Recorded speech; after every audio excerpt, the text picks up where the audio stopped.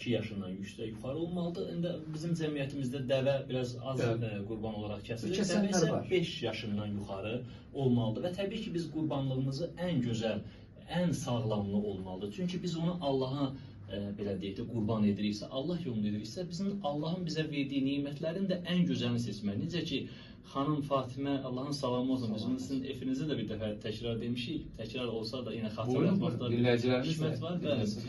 Bir dilənçiyə, belə deyək, gözdən əlil olan bir insana ehtiyacını verərkən onu çox gözəl şəkildə, belə deyək, ona təqdim edir. Sual edirlər ki, bəs o görmür, onsuz da sənin verdiyini, onu görmürsən, niyə onu o şəkildə təqdim edirsən? Xanım Fatimə, Allahın salamı olsun, anamız buyurur ki, bəli, o görməyə bilər, amma mən buna inanıram ki, o Allahın qüdrət əlindən keçir. Ona görə Allah adına verilən hər şeyin ən gözəlini olmalıdır. Ona görə də heyvanlarımızı da seçərkən ən gözəlini, sağlamı, xəstə olmayanı, buynuzu qırıq olmayanı, yəni bir könlümüzdən ən gözəlini hansı görürsə, biz onu Allah yolunda Bir də zaman təşəkkür edirəm, mükəmməl bir izah.